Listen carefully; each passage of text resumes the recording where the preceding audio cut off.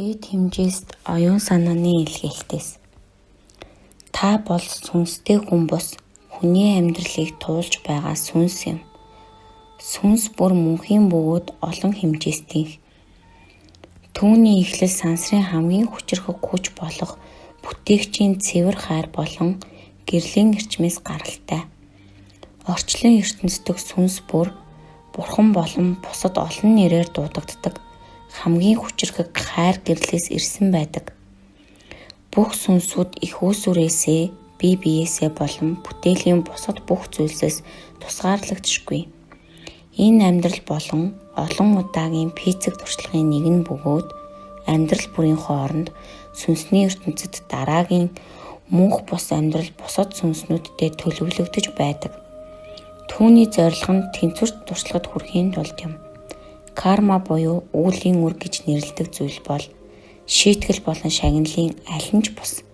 Энэ бол амьдралаа хуваалцаж байгаа бүх сүнсүүдийн хувьд хөгжлийнхөө төлөв байдлыг дээшлүүлэхийн тулд бие биедээ туслах боломж юм. Энэхүү орчлон ертөнцийн гэр бүлд тоо томшгүй өөр бусад соёл иргэншлүүд ухамсараар, сүнслэгээр болон технологиор өнөөгийн дэлхийн хүн амаас хол илүү дэвшилттэй байдаг.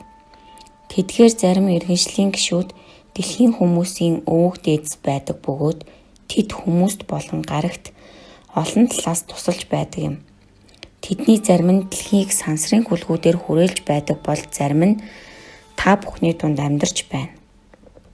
Оршин байгаа бүх зүйл олон тооны өөр давтамжуудад хэлбэлцэж байгаа ухамсар бөгөөд хэлбэлцлийн хэм хэмжээ нь хувь бодгол бүрийн дотоод болон соёл иргэншил бүрийн хамтын доторх ухамсарт сэрхүүгээр хэмжигддэг.